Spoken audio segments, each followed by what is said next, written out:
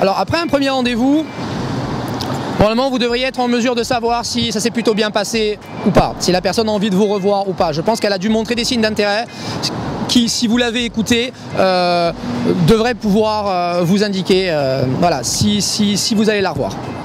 Donc, par contre, il se peut qu'il y ait un silence radio juste après.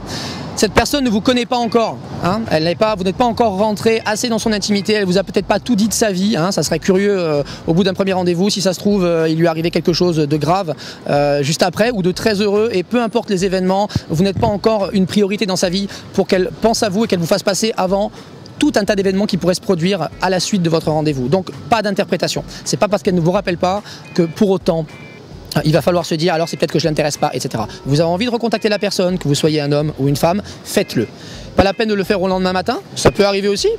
On peut passer un rendez-vous extraordinaire et se dire waouh, ça serait bizarre que le lendemain je ne la remercie pas pour cette soirée ou que je ne le remercie pas pour cette soirée. Dans ce cas, faites-le. Mais attendez un petit peu. On parle souvent des 3 jours. Disons 48 heures c'est bien, 3 jours si vous voulez. N'attendez pas plus. Car au bout d'un moment, cette tension positive qu'il y a entre vous pourrait redescendre si vous laissez passer trop de temps, et si elle vous a oublié ou que cette tension est trop redescendue, malheureusement vous avez pu louper le coche. Donc pensez à attendre un laps de temps entre 48 et 72 heures si vous voyez vraiment qu'il n'y a pas de nouvelles.